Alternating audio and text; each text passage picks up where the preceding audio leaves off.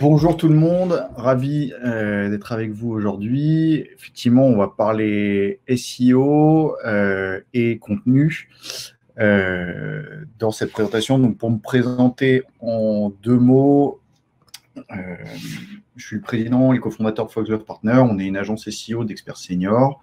On est principalement basé à Lyon, Paris et Bordeaux. Et voilà, pour faire assez succinct sur et on a fait la même école. On a fait la même école avec Olivier. On a fait la même école. Toulouse. Ça rapproche. Exactement. Ouais. Et ça remonte un petit peu maintenant. Ouais, pas la même année du coup. Ouais. J'ai un peu plus de cheveux blancs, toi. Donc, aujourd'hui, effectivement, on va parler SEO, on va parler taille de contenu, on ne va pas parler que de ça, parce qu'on va le voir, la taille de contenu, c'est une des composantes de la performance du SEO de manière générale. Donc, on va essayer d'aborder les différents sujets. J'ai préparé effectivement une présentation qui se veut la plus claire possible, y compris pour des gens qui ne seraient pas hyper pointus en SEO. Et bien entendu, s'il y a des questions pointues dans le détail, etc., on pourra revenir évidemment dessus. Mais j'ai essayé d'avoir une trame qui soit la plus accessible pour tout le monde, y compris pour ceux qui ne font pas forcément du SEO au quotidien. Donc, on va démarrer par quelques chiffres, juste pour reposer les choses dans leur contexte. Le trafic organique, le SEO, en moyenne sur Internet, c'est censé représenter environ 51% du trafic total d'un site. C'est une moyenne constatée. Il se trouve que dans un certain nombre de cas, les sites vont être en dessous de cette métrique-là, parfois au-dessus. Je crois qu'il y a un certain nombre de personnes qui sont sur ce webinaire qui sont des entreprises plutôt en B2B et dont le site a plutôt une vocation de lead gen. Donc, c'est pour ça que j'ai précisé qu'en B2B, on va viser plutôt un taux de trafic SEO aux alentours de 80%, ce qui est une moyenne assez pertinente, puisqu'en B2B, on va avoir généralement moins de trafic sur d'autres canaux. Donc, c'est généralement plus le SEO qui va être utilisé pour générer du trafic et donc des leads. D'ailleurs, on avait dit, si vous pouvez ouvrir votre Google Analytics ou autre pour voir si vous avez les mêmes stats, c'est pas mal. Et surtout, je viens de publier un sondage. Dans la partie sondage, là, on vous pose quelques questions pour avoir un peu plus d'idées sur qui est dans ce webinaire.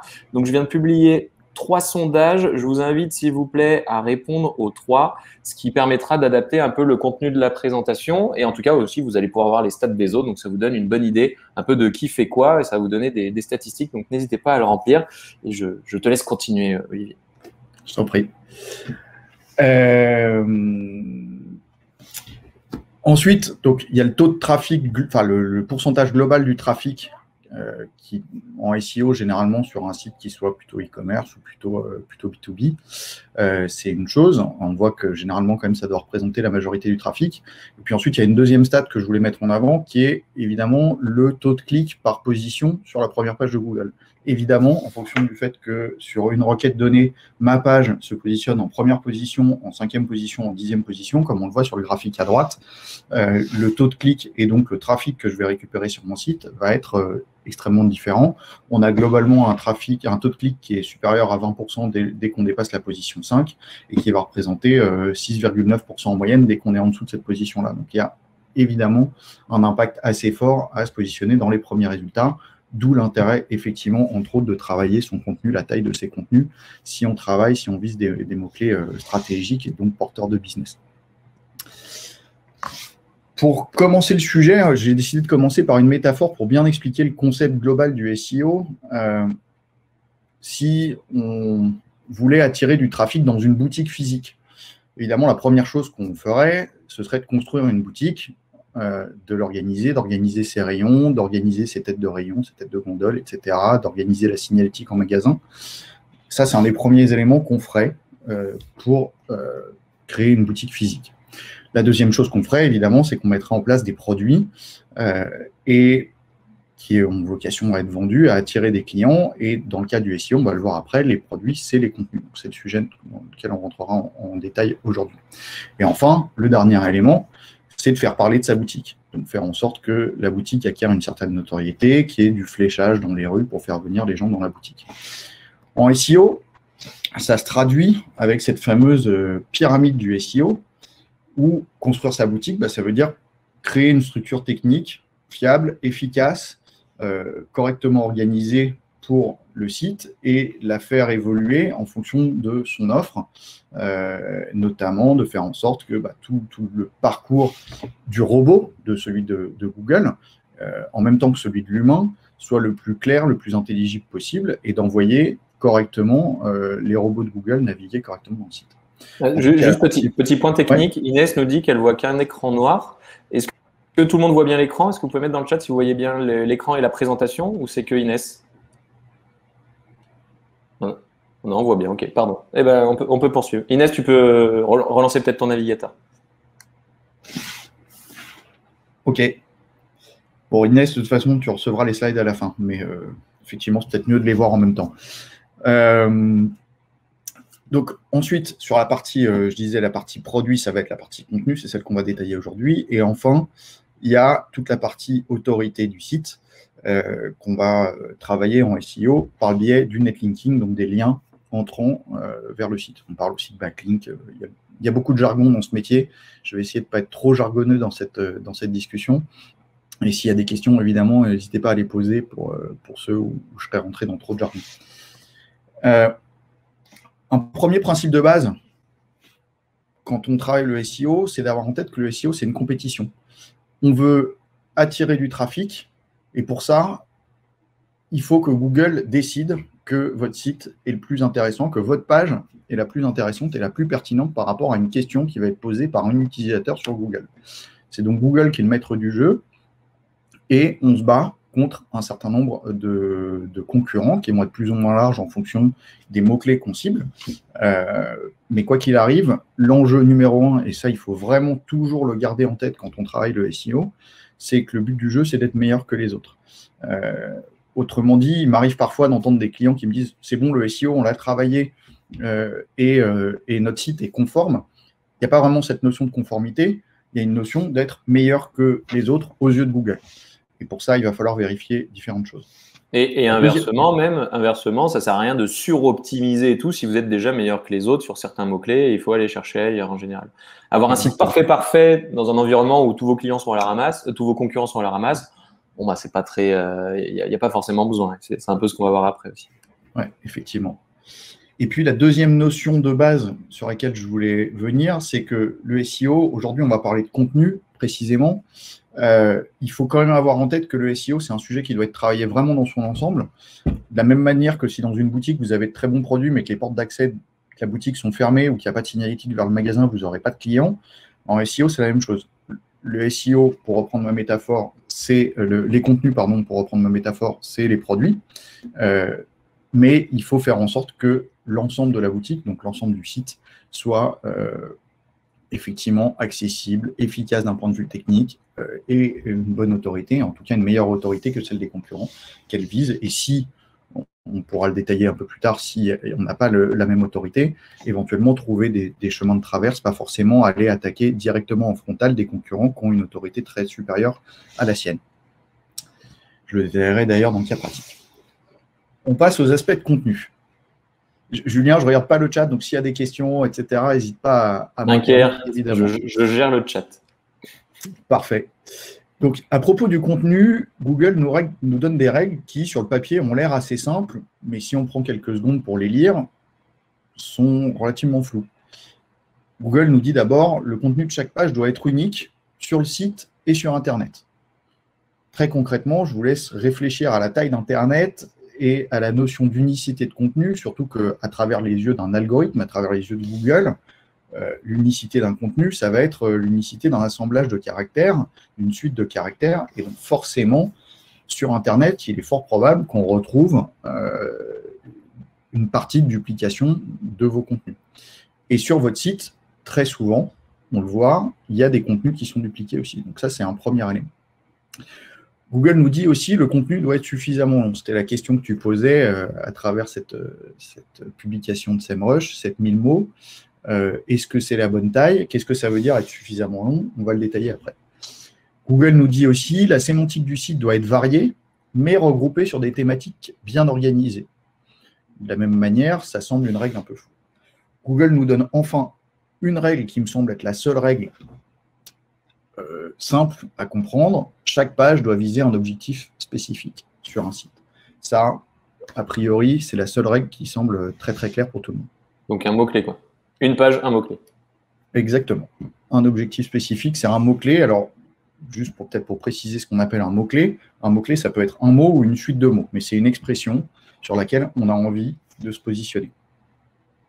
Donc, on parle bien des pages web, hein, parce que Eric demandait si on parlait aussi des pages Facebook ou des choses comme ça, par exemple pour les duplicates ou autres, mais on parle bien des pages web. On parle que de SEO sur Google dans ce webinaire. Nickel. Il y a d'autres sujets SEO, notamment Amazon ou autres. On pourra avoir le plaisir de faire d'autres webinaires sur le sujet, mais là, on parle du SEO sur Google qui représente quand même la majorité du trafic pour tout le monde. Donc, quand on a vu ces règles de Google, effectivement, tout ça reste assez flou et donc on se pose la question de comment on va pouvoir procéder. Donc, c'est ce qu'on va essayer d'expliquer ici. Je vous ai pris un cas pratique en appliquant la méthodologie qu'on applique nous, qui est une méthode de reverse engineering concurrentiel que je vais vous détailler. Le premier point de la démarche, c'est mon petit bloc qu'on voit en vert. Je vais théoriquement définir les mots-clés sur lesquels, a priori, intuitivement, j'aurais envie de me positionner.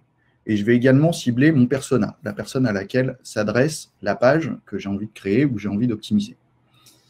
La deuxième étape de l'analyse, c'est qu'une fois que j'ai défini des mots-clés théoriques et un persona, je vais aller étudier le comportement de ce persona, je vais essayer de comprendre ses recherches, ses analyses, et je vais également aller analyser la concurrence. Quels sont les sites qui aujourd'hui se positionnent sur ces mots-clés et comment ils y sont parvenus.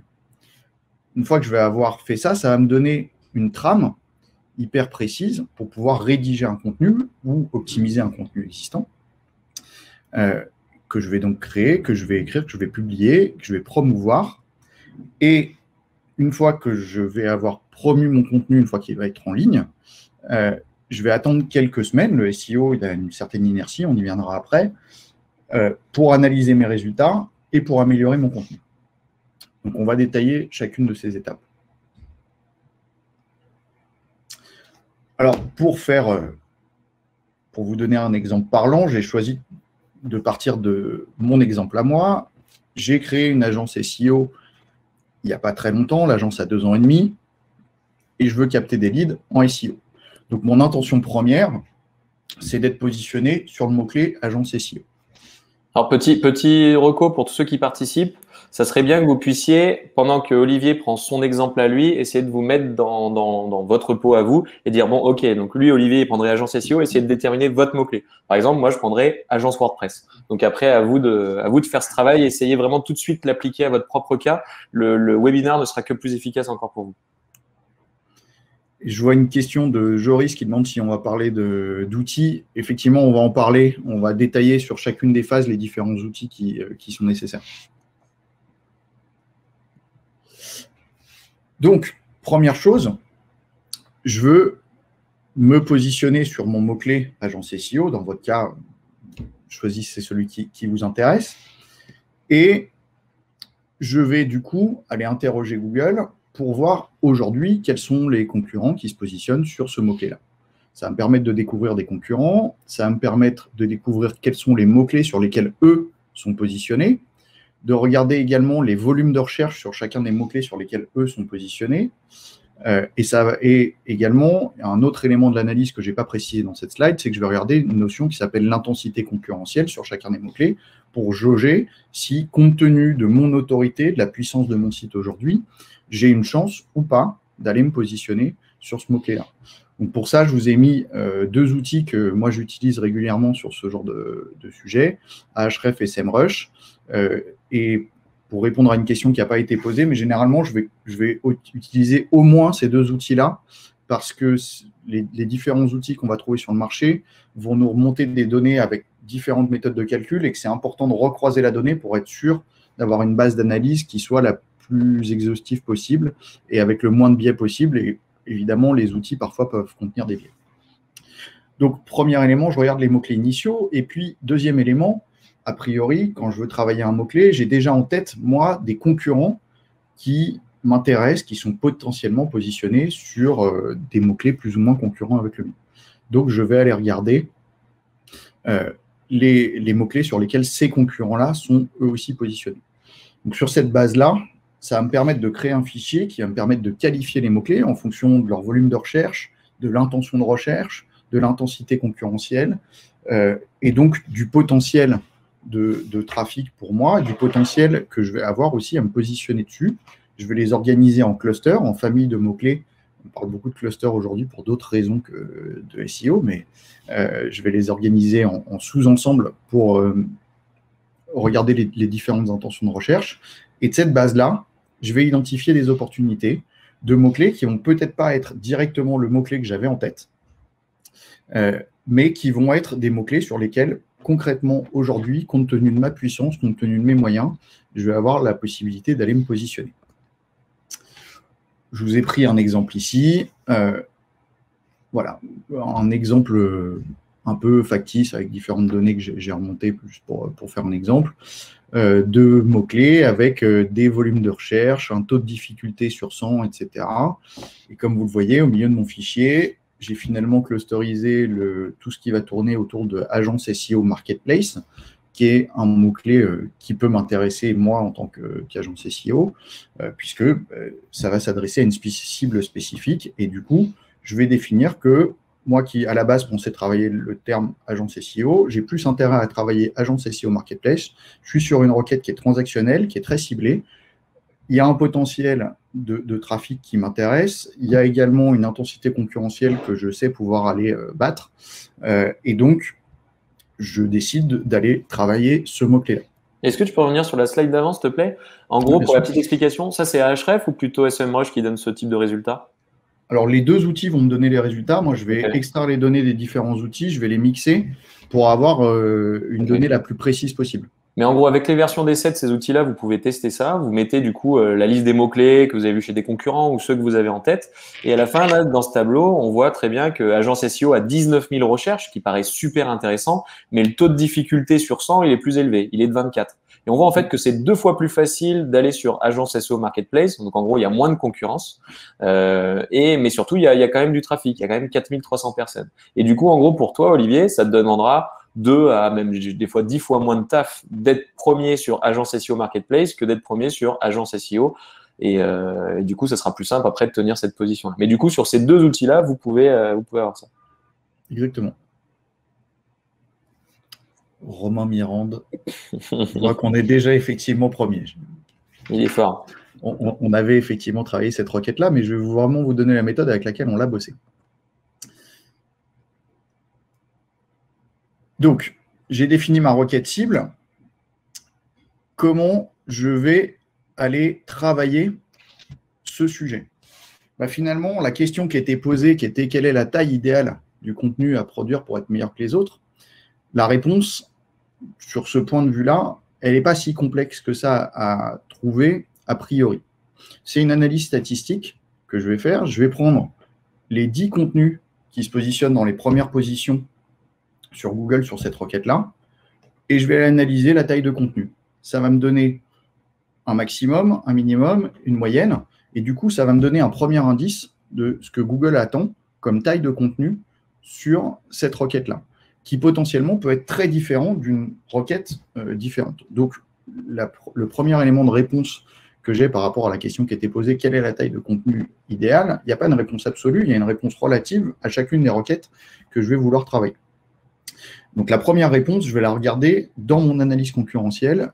On verra qu'il y a un deuxième élément de réponse qu'on verra juste après. Ça va me permettre de définir la taille. Je vais regarder également le champ sémantique qui est utilisé par les contenus que Google positionne dans les premières positions aujourd'hui sur cette requête-là.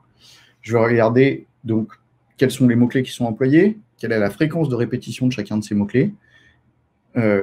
Et ça va me permettre d'alimenter clairement ce deuxième point pour savoir quels sont les mots-clés que je dois utiliser dans cette page. Je vais également regarder quelles sont les questions à traiter. Ça va me permettre aussi d'alimenter mon rédacteur pour l'orienter en lui disant, si je lui dis juste, tu me rédiges un contenu sur Agence SEO Marketplace, ça va être un peu flou, alors que si je m'aide de toutes les questions qui sont posées à la fois dans les contenus de mes concurrents, mais également en bas de Google, dans ce qu'on appelle dans notre jargon les PA, quand vous posez une question à Google, généralement en bas, sur la première page de Google, vous allez avoir des questions additionnelles qui sont posées sur chacun des contenus. Et ça va permettre d'alimenter mon brief pour être sûr d'avoir un contenu qui réponde bien à toutes les questions que se posent les différents internautes et que Google juge comme intéressantes. Et puis enfin, je vais regarder comment le contenu de mes concurrents est balisé et je vais extraire toutes ces données. Évidemment, là-dessus, sur cette base qui est une analyse très statistique que je vais faire avec des outils qu'on a détaillés après de type SEO Quantum ou Phrase, par exemple, qui sont deux très bons outils sur ce sujet. Ça va me sortir énormément de données sur laquelle, évidemment, derrière, il va falloir mettre de l'intelligence parce que ce n'est pas parce que mes concurrents parlent d'un sujet qu'il faut que je traite exactement le même sujet. J'ai mon positionnement concurrentiel, etc. Donc, c'est le mix d'une analyse statistique de quels sont les contenus concurrents sur une requête pour m'aider, pour me guider dans mes sujets de réflexion, dans mes sujets à réfléchir. Et puis ensuite, évidemment, je vais aller apporter de l'intelligence par rapport au message que je veux passer sur mon contenu. Donc, si j'essaye de résumer, en gros, quand on a choisi son expression clé, donc par exemple, moi, agence WordPress, je tape agence WordPress sur Google, je vais voir les 10 premiers qui apparaissent sur agence WordPress et j'essaye de regarder ces 3 données-là sur chacun. Si je vois qu'en moyenne, un contenu, c'est 600 mots et que le mot-clé agence WordPress est répété 20 fois et qu'ils ont tous le 1H1 et 18H2, par exemple, je me dis au minimum, il faut que je fasse ça. C'est ça? Dans les grandes lignes, c'est ça, Okay. avec la seule nuance qui est, il y a ton image de marque, il y a le message que tu as envie de véhiculer auprès de tes internautes. Le SEO, c'est le vecteur qui va faire venir l'internaute sur la page. Ensuite, il faut évidemment que ton contenu il soit pertinent et représente bien ce que tu veux dire. Donc, par exemple, pour le sujet de la fréquence de répétition des mots-clés, si tu juges que tu vas avoir un contenu trop lourd, si tu répètes 25 fois le mot-clé agence WordPress sur ta page, tu peux faire des variations. Et les algorithmes de Google sont suffisamment intelligents maintenant pour comprendre des variations sémantiques. Okay. Voilà.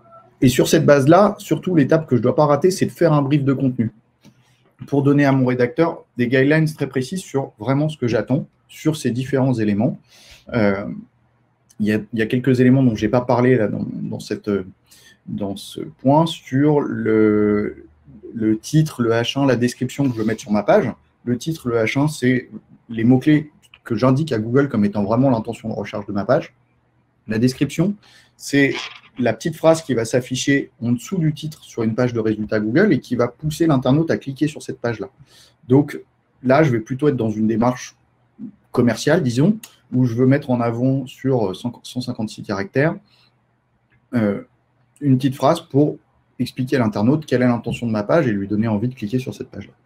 Et puis, éventuellement, à mon rédacteur, je vais également lui donner des sources d'inspiration pour le guider. Ça dépend quel est le niveau de votre rédacteur, quel est le sujet sur lequel vous cherchez à lui faire répondre. Je vois qu'il y a des questions. Est-ce qu'on les traite maintenant ou on les traite plus tard? Ouais, si tu veux, je vais regarder les questions. Je vais essayer de commencer à répondre à l'écrit, mais sinon, vu que le temps passe assez vite, je pense qu'il vaut mieux qu'on aille jusqu'au bout et comme ça, on posera les questions après. Ok. Donc, sur cette base-là, je vous ai juste mis un exemple de brief que j'ai construit en suivant cette méthode-là. C'est juste pour l'exemple.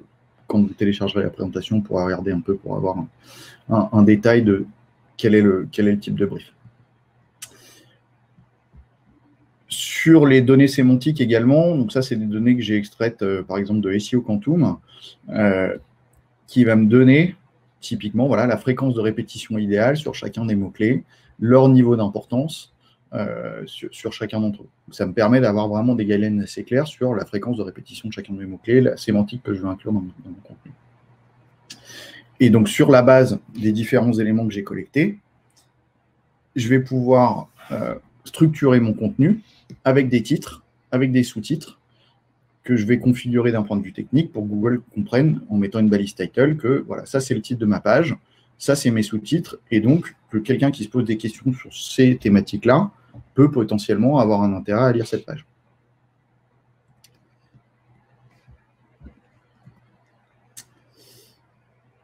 Alors, la question qui était posée aussi, c'était est-ce qu'il faut faire des contenus de 7000 mots ou, en gros, est-ce qu'il faut faire des contenus très longs pour que ça performe ou pas? Et en fait, dans ma démarche, il y a deux éléments que je dois vérifier. Il y a un élément concurrentiel, on vient de le voir, comment sont structurés les contenus de mes concurrents. Et puis, en fait, aujourd'hui, mon site, en tout cas, s'il est déjà existant, il possède déjà énormément de données d'analyse sur la taille de mes contenus. Et donc, par exemple, ici, je vous ai pris un contre-exemple qui n'est pas du tout celui de mon site, un exemple qui vient d'un site édito de presse spécialisé dans le sport, où on a cherché justement à comprendre quelle était la taille idéale d'un contenu, type de contenu par type de contenu. Donc, en fait, ce qu'on a fait, c'est qu'on a crawlé la totalité du site. Donc, on a utilisé un outil qui est assez puissant, qui s'appelle Botify, qui est venu scanner la totalité du site, qui est venu analyser la taille du contenu, qui a croisé la donnée du contenu avec les données de Google Analytics, donc mes données de trafic de mon site. Et ensuite, on a segmenté le site par typologie de page. Et ça me permet d'identifier de façon très précise des choses qui sont assez contre-intuitives. Par exemple, ici, que mes pages cyclisme qui génèrent du trafic, elles sont en moyenne plus courtes que les pages cyclisme qui ne génèrent pas de trafic. Donc, mes pages cyclisme sur ce site-là, elles font en moyenne 277 mots, quand les pages qui ne font pas de trafic, elles font 418 mots. Donc, on voit que dans ce cas-là, il ne sert à rien de faire un contenu trop long pour apporter de la performance, voire ça peut même être contre-productif.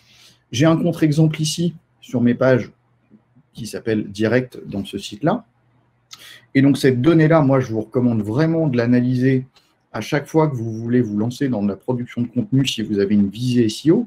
Pourquoi? Parce que produire du contenu, ça peut être très long, très cher.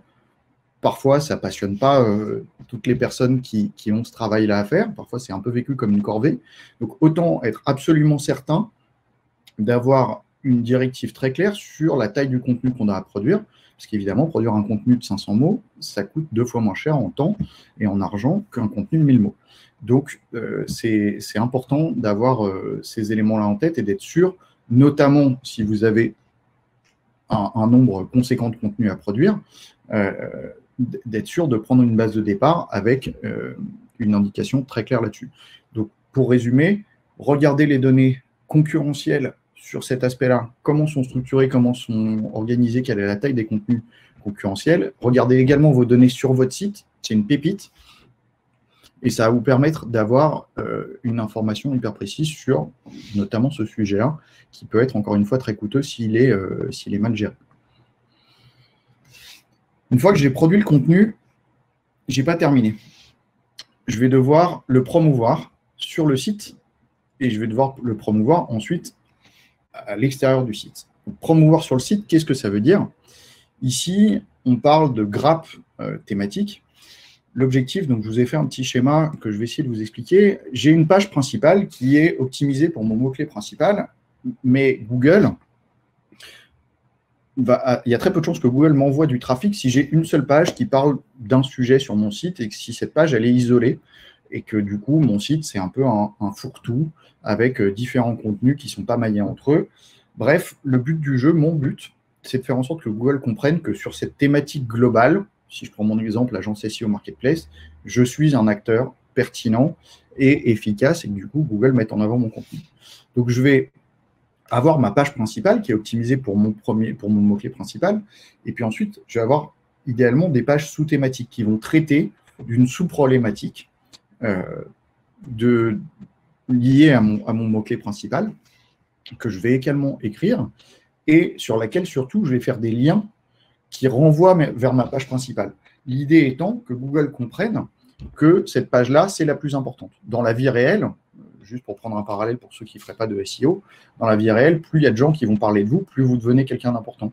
Google a à peu près le même mode de fonctionnement. Plus on va retrouver de pages qui parlent d'une page cible, plus globalement, cette page va être perçue comme importante aux yeux de Google. Donc ça, mais alors, dans la vie réelle, si on parle de toi, mais qu'on te critique en permanence, tu vas passer pour un neuneu. Mais aux yeux de Google, qu'on te critique ou qu'on te voue un culte, au final, ça revient un peu au même, non?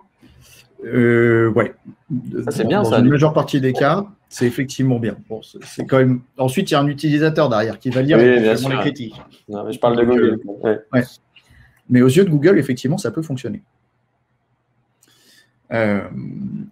Donc, je vais faire en sorte d'avoir différentes sous-pages qui traitent d'une sous-thématique qui soit connexe avec ma thématique principale et de leur envoyer des liens et une encre de lien. Donc, l'encre de lien, c'est simplement le texte que je vais afficher sur le lien qui s'affiche pour aider Google aussi à comprendre que voilà, cette page qui traite d'une sous-thématique, elle fait un lien vers ma page principale avec un mot-clé sur lequel je veux donner l'indication à Google que c'est important pour moi de me positionner.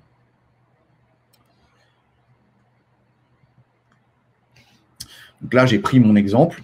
Je suis allé identifier les URL sources, celles qui sont dans une thématique relativement connexe. J'ai défini mes textes d'encre de lien et je suis allé insérer dans mes contenus sur ces pages-là des liens vers ma page principale. Voilà. Et donc ça me permet de faire la promotion de mon contenu à l'intérieur de mon site. Et une fois que tout ça est fait, je vais préparer le plan de promotion de mon contenu en off-site. Alors, évidemment, ça va dépendre de la typologie de contenu, mais je vais faire en sorte de faire connaître mon contenu et de faire en sorte qu'il y ait d'autres sites, éventuellement, qui reparlent de mon contenu et qui, idéalement, fassent un lien vers mon contenu, parce qu'encore une fois, les liens qui sont reçus par un contenu, que ceux-ci viennent de votre site ou d'autres sites, ça a une vraie importance, et même parfois, ça a une importance capitale de recevoir des liens depuis des sites qui ont eux-mêmes une grosse autorité. Donc, si tu devais te mouiller un petit peu entre l'aspect technique du site, le contenu ou les backlinks, s'il y en a vraiment un à privilégier, c'est lequel? C'est pas que je veux pas mouiller, c'est qu'il y a vraiment différents cas de figure. Je dirais que tu peux pas faire, tu peux pas te passer d'une des trois composantes. Ensuite, je dirais que si j'avais à privilégier les choses, je le ferais en suivant vraiment les étapes de la pyramide. Je vais d'abord vraiment travailler fortement les aspects techniques pour avoir quelque chose de très efficace. Et ensuite, je vais travailler un contenu très optimisé. Le netlinking, ça peut parfois être... c'est une arme qui peut être tout à fait massue, mais ça peut être aussi une arme un peu dangereuse. On pourra en reparler sur un autre webinaire éventuellement. Mais c'est une arme qui peut être un peu dangereuse. Donc, si je devais vraiment faire un choix lambda, je ferais celui-ci. Mais ensuite, évidemment, ça s'adapte d'un site à l'autre. Ah, il y a Julien il y a Julien Jean, il est pas très content. Il doit bien aimer les netlinking. Ok, vas-y. Une fois que j'ai publié mon contenu, une fois que j'en ai fait la promotion, je vais attendre 3-4 semaines pour analyser les résultats, qui peuvent parfois être assez surprenants. Alors, quand je dis analyser les résultats, qu'est-ce que ça veut dire? Ça veut dire, évidemment, le résultat principal, celui qui m'intéresse le plus, c'est le trafic sur ma page. Mais ça dépend vraiment de ma base de départ. Si je n'étais pas du tout positionné sur ce mot-clé-là à l'origine, il y a peu de chances qu'en 3-4 semaines, ça arrive, mais je sois positionné dans les premiers résultats. Donc, je vais regarder sur ma page quels sont les mots-clés qui sont positionnés et la position de chacun de ces mots-clés et quelle est leur évolution. Donc, de m'assurer que, par exemple, sur ce mot-clé-là, je n'étais pas positionné. Maintenant, je suis peut-être positionné en page 5, mais comme j'étais positionné en page 7 il y a 3 semaines, ça veut dire que je suis bien en train de remonter. Donc, c'est déjà un bon indicateur.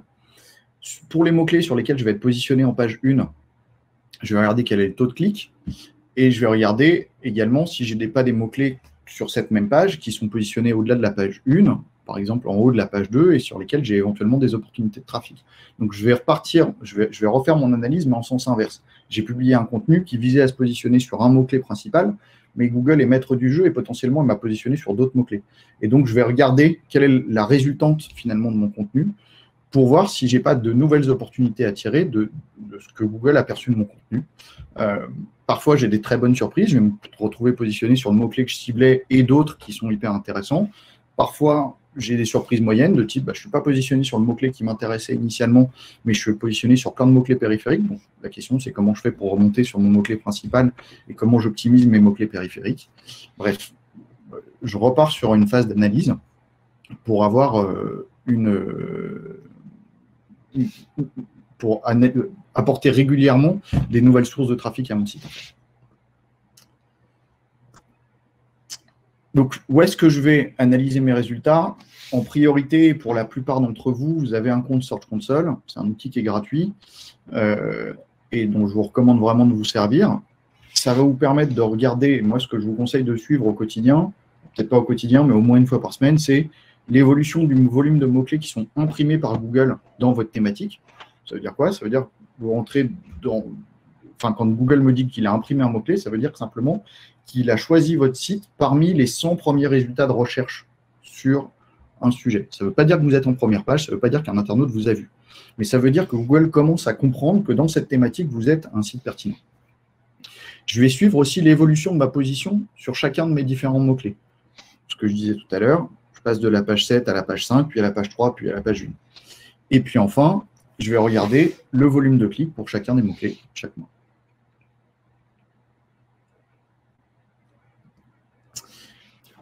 Je vous ai pris différents exemples pour terminer sur l'analyse de résultats en fonction de ma base de départ. Là, ici, je vais optimiser un groupe de contenus qui sont existants pour en améliorer le positionnement. Et à la base, sur mon site, je n'ai pas de blocage technique.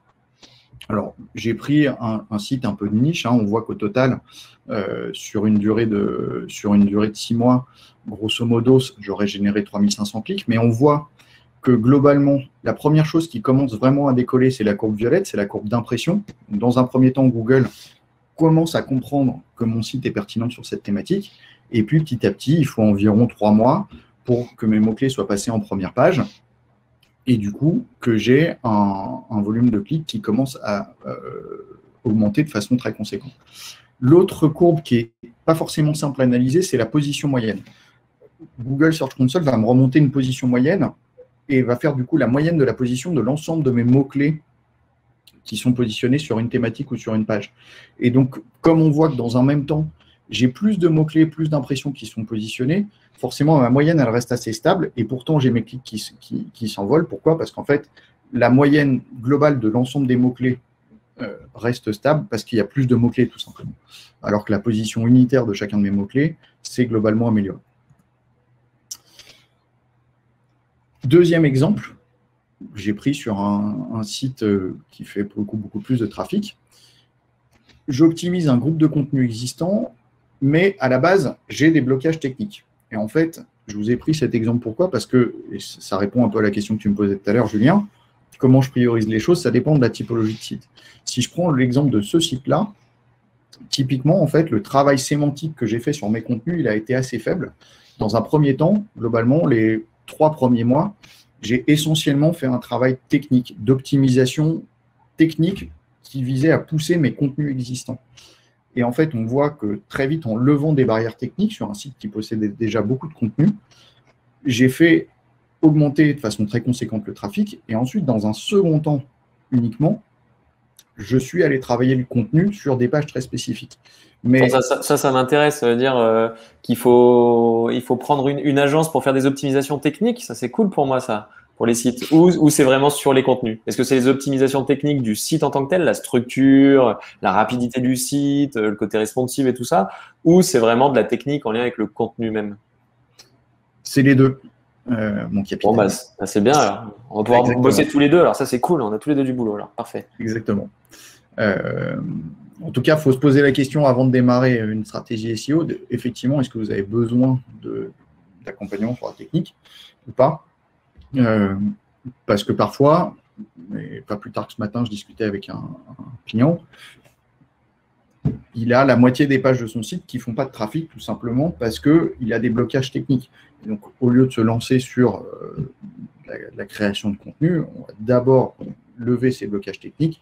Une fois qu'on aura fait ça, on aura déjà fait une grosse partie du chemin. Ce qui n'empêchera pas, une fois tout ça mis en place, d'aller travailler plus finement un certain nombre de contenus, un certain nombre de mots-clés. Le SEO, c'est un cycle un peu perpétuel. Mais effectivement, les blocages techniques, ça peut parfois être une très bonne nouvelle, en fait. Et enfin, je vous ai pris un dernier exemple sur un site où je pars vraiment de zéro. Donc là, on va plutôt avoir une courbe de performance qu'on va suivre sur une durée de 12 mois parce que en SEO, il y a une certaine inertie et on voit qu'encore une fois, je vais d'abord créer des contenus, augmenter tout ce qui va être impression et puis globalement, petit à petit, je vais augmenter ma position moyenne et du coup, je vais augmenter mon taux de clic. Bref, on pourra revenir sur ces courbes-là après coup. Je vous ai mis ici, pour terminer, une petite synthèse des différents principes à retenir. Le SEO, c'est une course de fond. c'est une compétition. Donc, si mon marché, si ma concurrence, si mon offre évolue, je dois adapter mon SEO. C'est vraiment un sujet qui doit être pris non pas dans un mode one-shot, mais vraiment en mode régulier. C'est le fruit d'une bonne efficacité entre les critères techniques, sémantiques et le netlinking. Et donc, on doit le travailler dans cet ordre. Et bien sûr, pour répondre à ta question concernant le contenu, il n'y a pas la taille qui compte. Il n'y a pas que la taille qui compte. Ah, c'est bien. C'est comme en amour, du coup. Il y a de la chance pour tout le monde peut le faire. Ça, c'est beau. Exactement. Je vous ai mis une petite synthèse de la méthode que vous pourrez retrouver à la fin. Et puis surtout, je vous ai mis une petite synthèse concernant les différents outils en fonction des types de phases, des types de sujets que vous avez à étudier. Yes. Alors ça c'est top. Ça c'est top, mais du coup on a parlé un peu des tarots avec Olivier, donc c'est intéressant que tu nous donnes un petit peu les prix moyens de ces outils, que les gens puissent avoir une idée. Et si tu peux, on va te dire donner un peu un outil qui peut être en mode gratos pour au moins commencer. Alors bien entendu, il sera on va dire 20 fois moins bien que celui de base qui coûte un rein, mais au moins le pendant gratos, pas top, mais gratos quand même. Et notamment on peut commencer par Bootify, parce que je crois qu'il y a une grosse barrière à l'entrée pour Bootify. Ouais, Bootify peut être relativement onéreux. Alors, il n'y a pas de prix moyen sur cet outil-là. C'est un outil qui est principalement utilisé par des très gros sites ou par des agences, et éventuellement des sites de taille intermédiaire, mais c'est déjà un outil qui va coûter plusieurs dizaines de milliers d'euros par an. Pour nous, on le voit comme un outil vraiment mandatory. Okay. Il y a un pendant plus ou moins gratuit de cet outil-là qui, moi, je recommanderais si effectivement on veut démarrer, qu'on a très peu de moyens et qu'on est surtout sur un site de taille petite, c'est-à-dire un site qui va faire jusqu'à 1 millier de pages, ou un petit peu plus, ça peut faire l'affaire. C'est Screaming Frog, qui est un outil que vous pouvez télécharger et qui va permettre de faire un certain nombre d'analyses techniques. Ce sera moins précis, mais ça donne quand même déjà une bonne base de départ. Ça fera le job. Ok. Exactement. SEMrush à Ahrefs, c'est une centaine d'euros par mois, genre 1200 par an, quoi, en gros. SEMrush est plus cher que ça, mais à Ahrefs, il y a des versions effectivement aux alentours d'une centaine d'euros par mois. Yes. Majestic, voilà. Moz, je crois que c'est un peu du même acabit. Ouais. C'est à peu près du même acabit. Ça, c'est à peu près le même genre de tarification. Oui. Et Younes précise, effectivement, Screaming Frog a une version gratuite jusqu'à 500 pages, qui est pas mal. Et Phrase, du coup? Phrase et SEO Quantum sont deux très bons outils, notamment pour la partie création de briefs. Et globalement, c'est des outils qui ne reviennent pas très cher et qui ont en tout cas, la valeur ajoutée pour le prix est vraiment bonne. Ça va revenir à globalement entre 50 et 100 euros par mois en fonction du volume d'utilisation. Ok. SimilarWeb est gratuit, lui. Alors, SimilarWeb, il y a un plugin qui est gratuit que moi, je recommande vraiment à tout le monde d'installer parce qu'il permet d'analyser le trafic des sites, des sites concurrents. Ensuite, si vous voulez travailler sérieusement avec l'outil, il y a une version qui est payante qui, pour le coup, revient à plus de 10 000 euros par an. Oh, on est déjà sur un outil qui… Une bagatelle, quelques 10 000 euros par an. En fait, ça dépend vraiment de… Enfin, le prix de revient de l'outil dépend vraiment de ce que ça peut rapporter. Oui. En fait, si on doit retenir un peu de tout ça, ce qu'on doit retenir, c'est que il existe des outils gratuits. En fait, vous pourrez toujours trouver un truc qui vous fera une partie du boulot gratuit. Si vous voulez des outils puissants qui vous font gagner du temps, et c'est pour ça que viennent que les agences SEO aussi a un intérêt, c'est que eux, forcément, ils vont avoir une réduction de coût d'échelle. Toi, tu vas mettre plusieurs dizaines de milliers d'euros dans un outil, mais vu que tu vas travailler pour plusieurs, peut-être centaines de clients, ça fait que tu as un coût de revient un peu plus faible. Donc c'est d'où l'intérêt aussi d'avoir ces parties-là à travers des freelances, des agences, des gens sérieux qui, eux, sont équipés. Naturellement, nous, tout seuls, on va pouvoir faire des choses, mais quand on travaille avec des gens équipés, ils vont nous faire gagner énormément de temps et surtout, en fait, ils vont pas nous refacturer la dizaine de milliers d'euros parce qu'ils la lisent sur plusieurs clients. Exactement. Et je crois qu'on va pouvoir passer aux questions-réponses. Avec plaisir. Ok, top. En tout cas, merci beaucoup, Olivier, pour toutes ces infos. Donc, n'hésitez pas à poser des questions dans l'onglet questions sur le chat. Tu as été trop fort. On a fait ça en 50 minutes. C'est pas mal. Ce qui va nous laisser du temps pour les questions. Allez, donc on va attaquer. J'ai déjà répondu à quelques questions. On va commencer avec Christelle. Christelle qui nous demande par rapport au Core Web Vitals de Google, c'est-à-dire les 3 gros critères, sur quoi il faut être particulièrement vigilant selon toi? Il y a plein de spéculations sur ce sujet-là, sachant que c'est un sujet que Google a annoncé et qui est pour l'instant pas encore en prod. Ce qu'il y a de certain, c'est que le trafic SEO dans sa globalité, enfin le trafic Internet dans sa globalité, il est mobile. Il est fait sur les téléphones portables. Et donc Google est hyper attentif au sujet d'accessibilité du site pour un utilisateur en mobile. Et il y a vraiment un point que je voudrais que chacun retienne, surtout si vous êtes dans une activité B2B. Google ne fait pas la distinction entre le fait que le site est un objectif B2C ou B2B. Il est certain que dans un site qui a un objectif B2B, vous aurez réellement plus de trafic depuis le desktop. Mais pour Google, ça ne compte pas.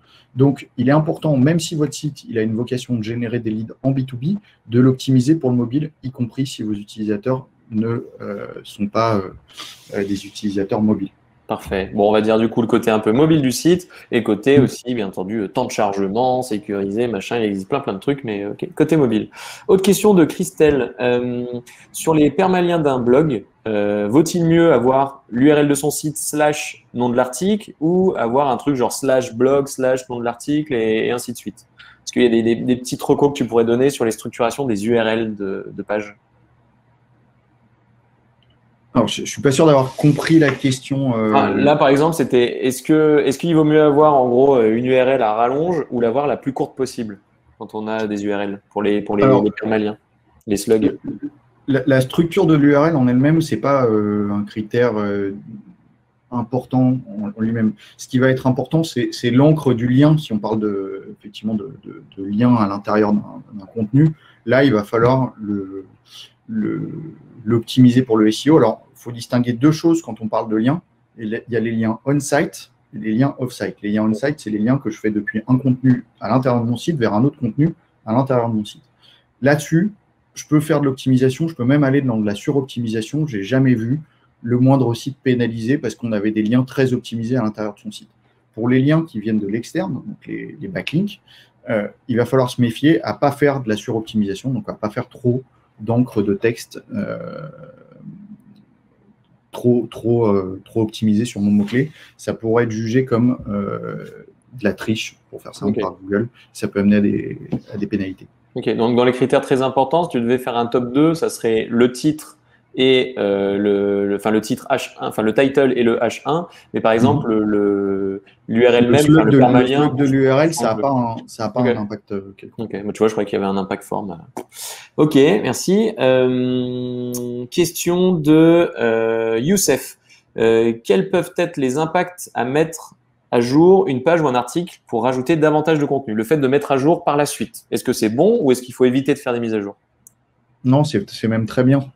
C'est même très bien. Alors, ma réponse, elle est généraliste. Il faut encore une fois le voir un peu au cas par cas. Mais si je dois faire une généralité, effectivement, il vaut mieux régulièrement mettre à jour son site. Ça donne à Google la vision d'un site qui vit,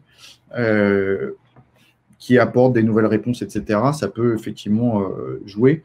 Pensez, alors, en fonction des Search Console des uns et des autres, on ne peut plus toujours demander la réindexation d'une page, mais si c'est possible, pensez à demander à Google de repasser sur la page une fois que vous avez fait la mise à jour. Ok. Est-ce que la date de publication d'un contenu, elle est importante? Ou... C'est-à-dire, si un contenu est plus ancien, est-ce qu'il va mieux fonctionner qu'un contenu récent? Ça dépend vraiment de la typologie de contenu. Si c'est D'accord. Mais c'est pas comme un site, on dit, tu vois, quand ton nom de domaine, il date d'il y a 25 ans, en général, ton site, il a plus de poids aux yeux de Google que quand il vient de net, quoi. Oui, mais ça dépend vraiment. Sur l'autorité du site, c'est tout à fait vrai. Ensuite, sur la valeur du contenu et la façon dont ça va être perçu par Google, ça dépend en fait de l'intention de recherche. Okay. Genre, si on tape tendance 2021, forcément, un article qui date de 1990, ça va pas le faire, quoi. Exactement. Par contre, si on est après des trucs plus intemporels, là, ça devrait avoir un peu plus d'impact. Ouais. Ok. Lou nous demande quel outil suggérez-vous pour observer, analyser le comportement de nos cibles? Est-ce que c'est plutôt Google Trends, Answers the Public? Est-ce que tu en as d'autres que tu utilises pour ça?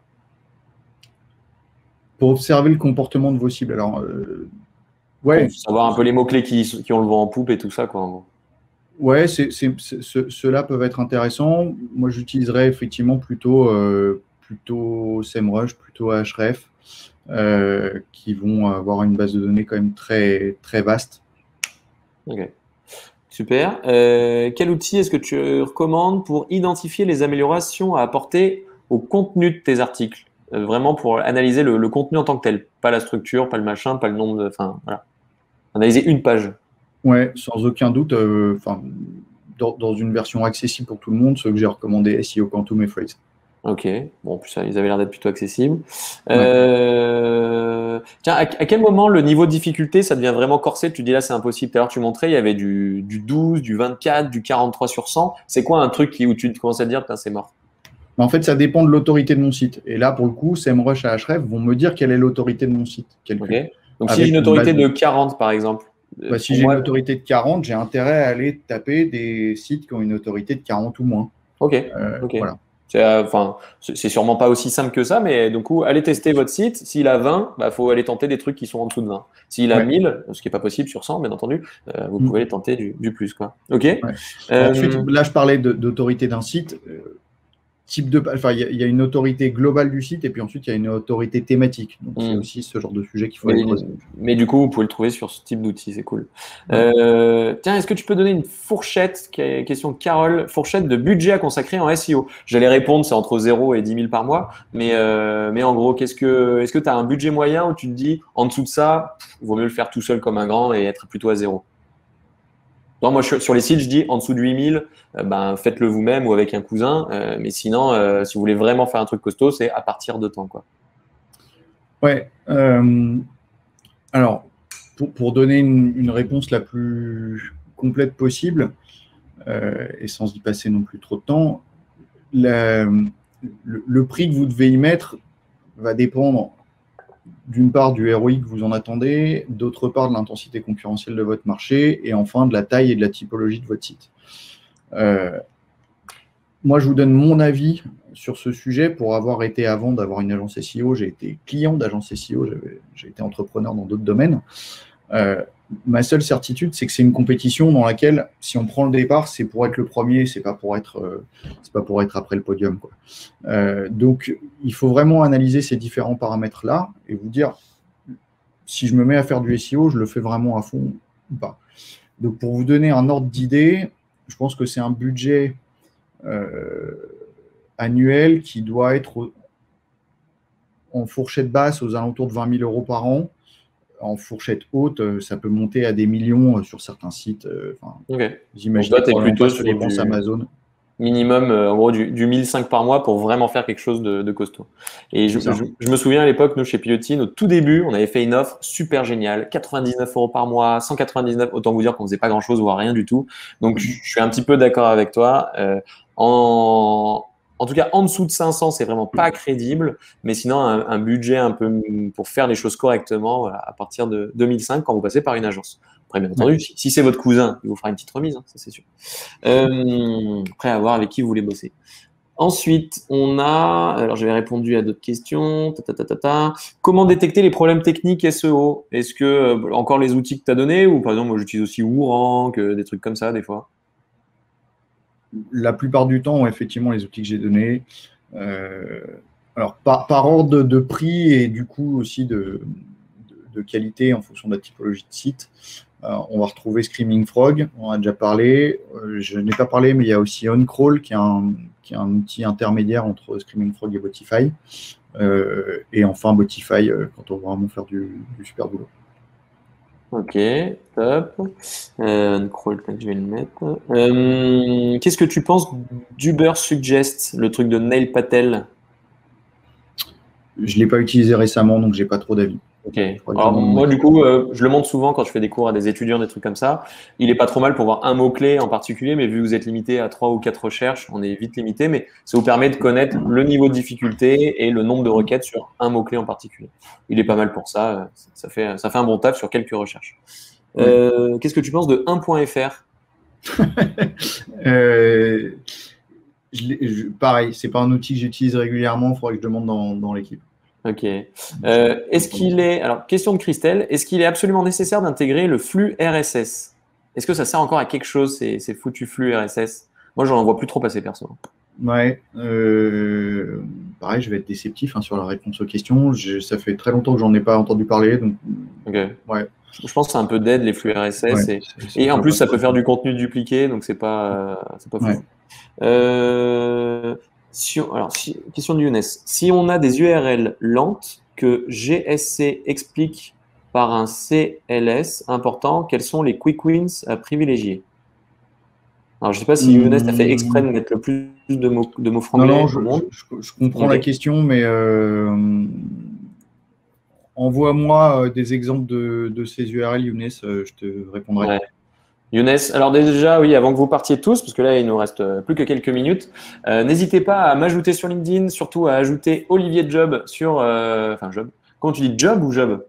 Je dis Job. Tu dis Job, hein. Olivier, n'hésitez pas à ajouter Olivier sur LinkedIn. Et si vous avez la moindre question à SEO, bien entendu, vous pouvez lui poser. Il sera un plaisir de vous répondre. Et donc, Younes envoie des URL et puis il te dira. Et dernière question d'Eric. J'ai beaucoup de sites web qui prennent le lien de mon site sans avoir demandé mon autorisation. Est-ce normal et cela pose-t-il un problème? Tu devrais être refait, Eric. Tout le monde parle de toi, gratos. C'est trop bien. Alors, si je comprends bien la question, en tout cas, ça veut dire qu'il y a beaucoup de sites qui font des liens vers ton site. Ça a l'air d'être ça. Si c'est des sites de qualité, tu n'as honnêtement pas du tout de souci à te faire. C'est même effectivement un très bon signal. En revanche, là où il faut potentiellement se méfier, si c'est des sites qui n'ont absolument rien à voir avec ton site. Là, ça peut éventuellement être une attaque. Ça n'arrive pas tout le temps, mais ça arrive quand même de façon régulière que des sites se mettent à faire des attaques. En gros, ils vont faire des liens depuis des sites de mauvaise qualité vers ton site pour duper Google, pour faire croire à Google que ton site est en train de tricher. En général, ce sont des sites chinois ou russes. Ouais, ça peut souvent être chinois ou russe. Ça, c'est un très gros warning. Si c'est chinois ou russe, faut vite chercher. Parfois, ça peut être des sites plus proches que ça. Ça s'appelle comment? C'est du black hat, mais comment ça s'appelle quand tu veux défoncer un concurrent et que tu achètes des millions de liens sur des trucs tout pourris comme ça? Il y a un nom, non? Spam, je sais plus quoi. Je connais plus les noms. Ok. Négative SEO, nous dit Younes. Ouais. Ok. Ça fait partie globalement du black hat et du négative SEO. Ouais. La technique spécifique, je sais plus. Et les gens pas gentils, quoi. Ouais. Bon, il pourra encore avoir des milliers d'autres questions. Je vois Jérôme, comment augmenter le nombre de backlinks? Je pense que c'est en prenant contact avec plein de gens, essayer de faire parler de toi, un peu de la relation presse SEO, mais il y a sûrement d'autres techniques. En tout cas, si vous avez les moindres questions, je vous invite à ajouter Olivier sur LinkedIn, à lui faire la demande, à lui poser la question tout simplement. Je pense qu'il sera ravi de vous faire une réponse. N'est-ce pas, Olivier? Avec grand plaisir. C'est top. Ça, c'est super sympa. Comme d'hab, je vous invite, s'il vous plaît, à mettre une note entre 0 et 5 à ce webinaire pour qu'on puisse s'améliorer avec Olivier. Donc, 0, vous n'avez rien appris, c'est une catastrophe. 5, vous allez pouvoir mettre en place des choses et dès que vous allez recevoir la présentation, vous allez pouvoir passer un petit peu à l'action. Comme ça nous permet de nous améliorer, d'améliorer notre approche commerciale. Même, c'est toujours extrêmement enrichissant, même pour nous, de faire ce genre d'exercice parce que ça nous pousse un petit peu à vulgariser ce qu'on sait. Je vois, Olivier, que tu as d'excellentes notes, donc bravo à toi. Merci beaucoup pour tous tes conseils, toutes tes bonnes pratiques, pour ces bonnes idées sur les outils et tout ça.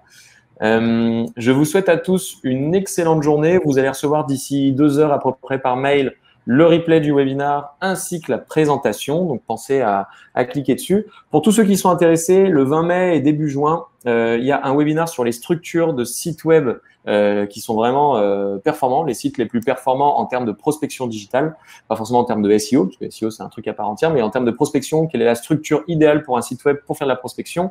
Et on aura en juin un webinaire sur le copywriting. Comment bien penser un contenu et faire en sorte que ce contenu aide à vendre. Donc, comment créer des pages de vente ou des pages qui fonctionnent bien, B2B, B2C, mais comment vendre un maximum en utilisant correctement les mots. Et voilà, ce sont les 2 sujets. Donc, pour tous ceux qui veulent s'inscrire, c'est sur le site de Pilotine où dès qu'on va fermer le webinaire, vous allez être redirigé vers le lien pour vous inscrire. Donc, voilà, si ça vous intéresse, avec grand plaisir. Encore merci, Olivier.